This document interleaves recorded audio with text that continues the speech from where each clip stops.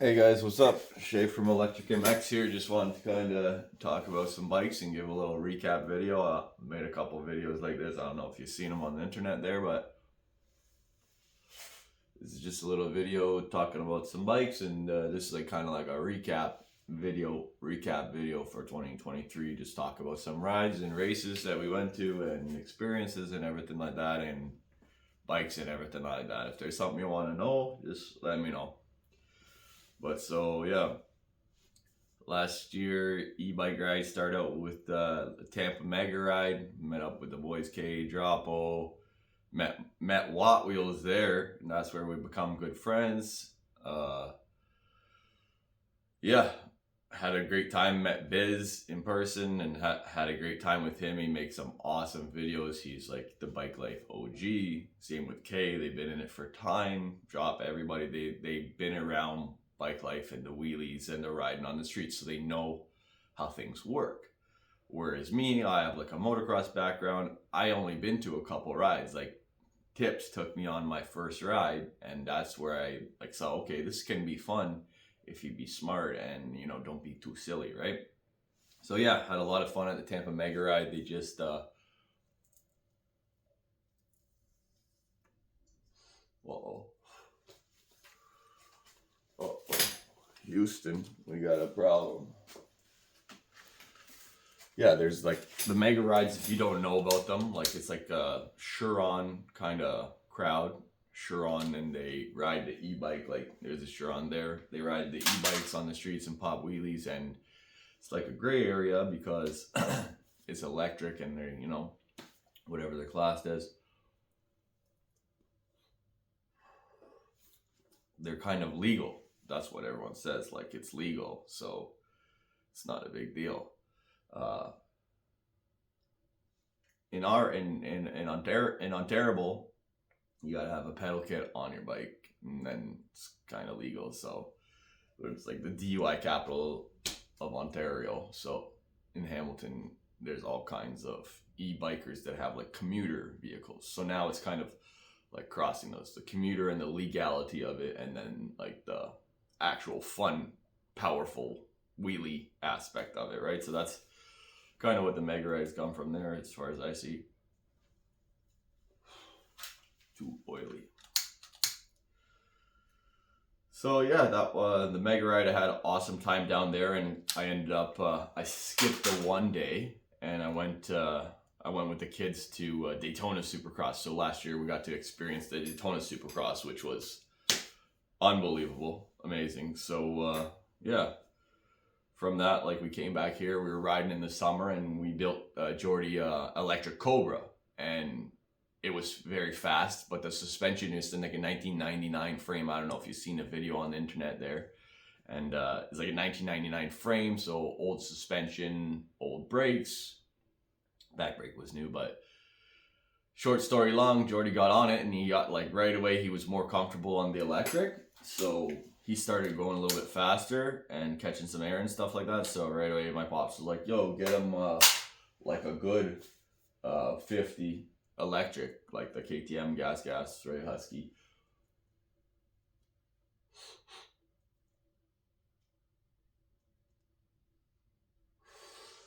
So we got him this bike here, and then right away he got more comfortable. First ride, he was as fast as he was before. First ride was at the 15, of course. Then progression. Then we went to Eagles Nest. It's our local track on the res there, and Six Nations. What's up? This was it was a bad experience that day. We've been there a bunch of times before, but Jordy was riding with his two homies. My godson Aiden and the Kingsley, the other homie there. He's on the gas. They're both on gas, 2-stroke 50s, and everyone rides pretty good, right? So what happened was Jordy was trying to keep up, and he freaking got launched over the bars on a little tabletop action, right? There's like a little, it's like a first table, then you come in table, like tight little table, right into a right hand corner, like a tight one, and it's like a big run in on this jump, and it's very steep, so you got to be on the binders getting ready to break, but Jordy was just sending it to keep up with his boy, and ended up, getting trajected wrong, launched over the freaking bars bad. Bike flip, hit him a little bit, not too bad, but yeah, he right away, I could tell he broke his thumb right away, right? And then he was crying a little bit, and then we got him in the truck, loaded up, and we left, and then head to the hospital, right? And yeah, it was pretty wild. The doctors and everything didn't like, why motocross with your kid. They kind of had like a bad juju with that, right? Because of course it does cause injuries, and that's kind of part of the sport. So yeah, they gave him interior body scan and x-ray on his thumb and hand and everything like that. And then after all that, yeah, they didn't say nothing. Then Jordy says, like, I'm like feeling him out. Oh, my hand hurts. On my other hand too. I was like, all right, squeeze my hand a little. He couldn't even squeeze my hand with his right hand. So then we had to go back in for x-rays, and he had a broken right forearm. He didn't even know. He had a left broken thumb, like bad, and this was like just at net getting close to the end of school. So then he couldn't go to school because he couldn't even go to the bathroom. So I ended up like helping him out and going a couple of days with him so he could see all his homies and everything and finish off. That was finishing off grade 1 there. So yeah, that was a time. Yeah, then after that, as soon as Jordy got out his cast, we was down in Tennessee racing TKO Enduro. I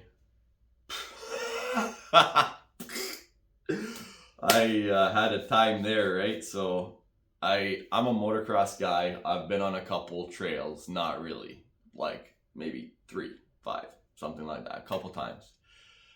Always we just ride on the track. We stay focused on the track, but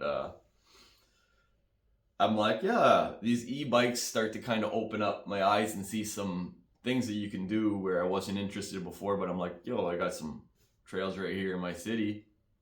Maybe go out for a little rip. So yeah, for some reason, my boys and everything, and Electric Cycle Rider and freaking Watt Wheels, and talked me into going down to Tennessee to this TKO Enduro. I'm like, yeah, okay. It's a TKO hard enduro, so it's like a mental race, like rocks and logs and stuff like hills and everything, right? It's in Tennessee, hilly, like Smoky Mountains and thing. So it was crazy. My mom come with me. My mom seen me racing since I was a little kid.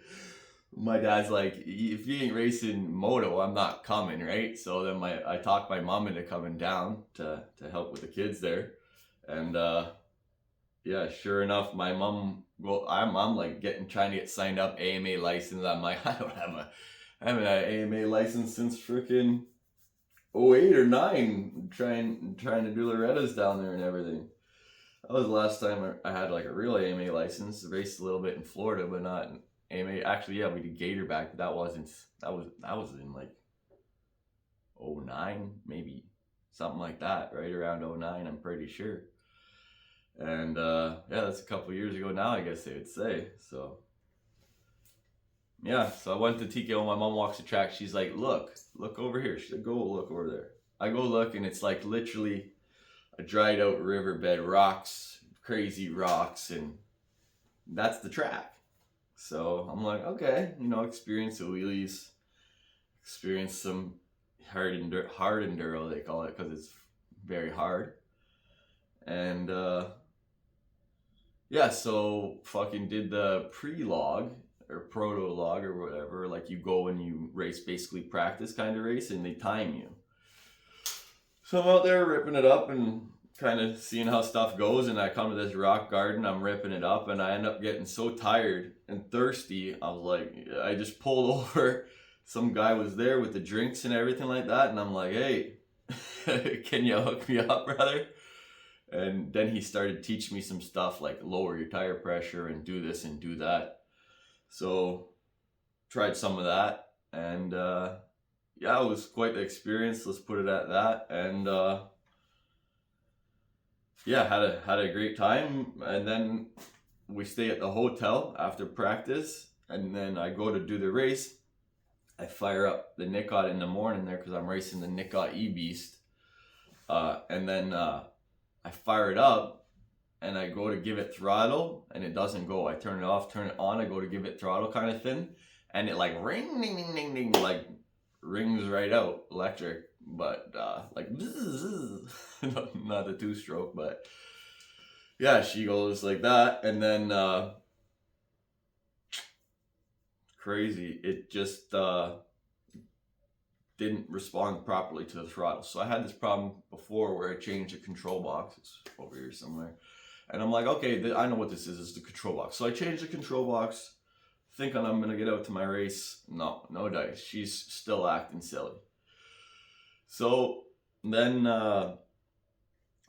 what happened after that, I ripped the bike apart, started doing testing. Couldn't find anything. Started assuming it was like an internal fault in the controller causing the problem. So I kind of gave up on it. We head to Florida. Then I find out after that it's wiring harness failure. Like there's a short in the wiring harness connecting some wiring together, and creating the throttle not to respond properly, giving mixed signals, locking it out, this and that and the other thing. So that was that. Then that was the TKO experience. There's the videos on the internet here. It's pretty wild.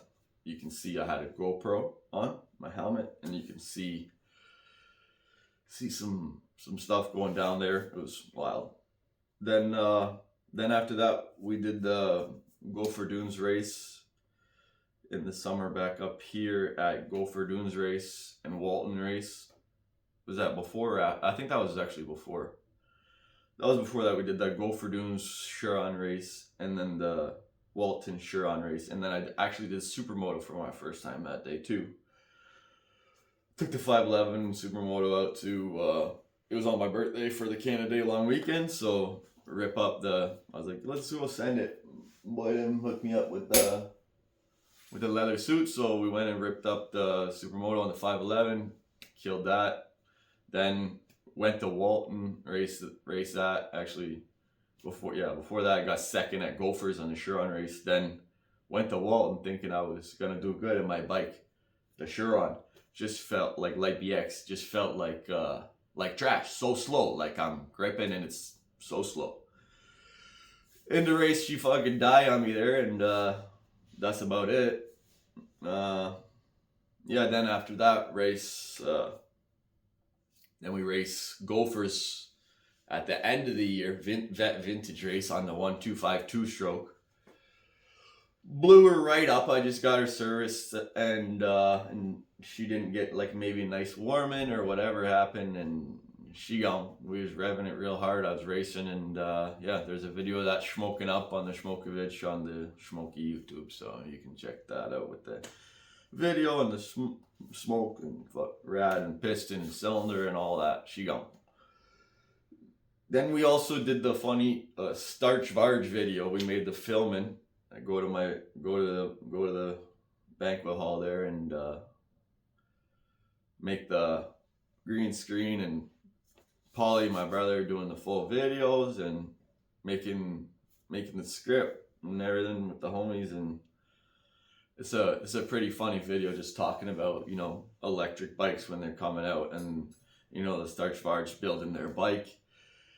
They wait for years to release it, which is good because they test out the process, right? But I was just giving them a hard time, making some jokes on the bike being heavy, and because you can't really race moto on it, motocross, because the battery will die, right?